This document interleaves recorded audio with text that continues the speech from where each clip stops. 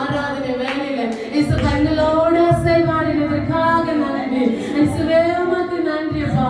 எங்களோடு இருந்தீங்க இயேசுப்பா, அதற்காக உமக்கு நன்றிப்பா.